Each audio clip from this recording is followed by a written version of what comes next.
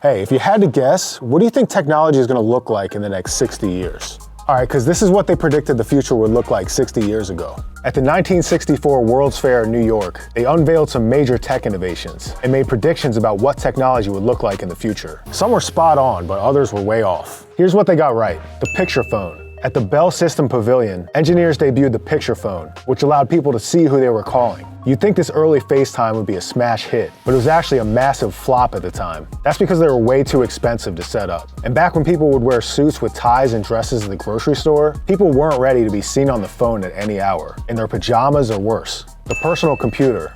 At the time, computers were seen as huge cabinets of blinking lights, which took up an entire floor, and were operated by corporations. But several pavilions had exhibits where people could ask computers for information and get responses in seconds. IBM had a computer where you could insert a card with a date on it, and it would give you back another card with a news story from that same date. And at the NCR Pavilion, a computer would answer scientific questions or give out recipes for a cookbook. Sounds like Google, doesn't it? And if you don't believe me, ask ChatGPT about it. Robotics. Walt Disney's It's a Small World exhibit unveiled robotic animation, in which characters sang, spoke, and made lifelike gestures such as smiles and blinks. This completely blew people's minds at the time. It was the first time that millions of people had the opportunity to see something that could be described as robotic, far surpassing the special effects you could see in the movies. Why would they ever think that a robotic Abe Lincoln would one day enslave humanity? But they didn't get everything right. Here's what they got wrong. On the Futurama 2 ride put on by General Motors, they showcased a vision of the future that was totally off. They presented images of people living in colonies on the moon, as well as in Antarctica.